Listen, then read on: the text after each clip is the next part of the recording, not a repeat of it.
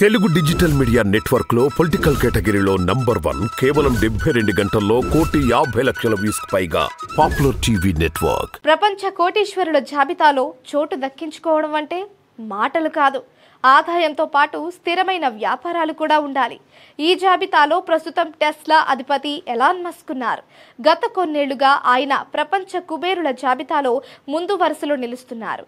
ఇక ఆ తరువాత అనేక మంది కూడా ఈ జాబితాలో చోటు దక్కించుకున్నారు. అయితే ఇప్పుడు మరొక పేరు ఈ జాబితాలో ఎక్కేందుకు సిద్ధమైనట్లు తెలుస్తోంది.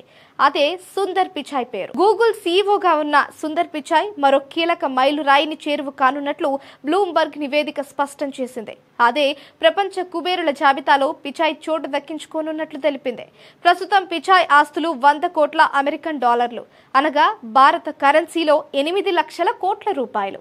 ఇక ఆయన గూగుల్ సీఈఓగా బాధ్యతలు చేపట్టిన తరువాత 2015 నుంచి గూగుల్ స్టాక్ 400% పుంజుకుంది. తన తండ్రి బ్రిటిష్ వారి కాలంలో ఎలక్ట్రికల్ ఇంజనీర్ గా పనిచేసేవారు. అదే ఆయనను టెక్నాలజీ వైపు నడిపించిందని పిచాయ్ పలు సందర్భాలలో వెల్లడించారు. ఈ నేపథ్యంలోనే విద్యపై దృష్టి పెట్టినట్లు తెలిపారు.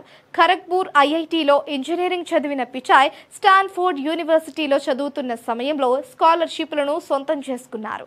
ఈ సమయంలో విదేశాలకు వెళ్లేందుకు తన తండ్రి దాచుకున్న సొమ్మును ఖర్చు చేశారని, ఇది తనకు ఎప్పటికీ గుర్తుందని తెలిపారు.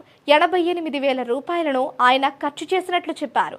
పెన్సిల్వేనియా యూనివర్సిటీలో అడ్వాన్స్డ్ డిగ్రీ పూర్తి చేసిన తరువాత మెక్కిన్సే దగ్గర కన్సల్టెంట్ గా పనిచేశారు. ఆ తరువాత 2004లో గూగుల్లో ప్రొడక్ట్ మేనేజర్ గా పనిచేయడం ప్రారంభించారు.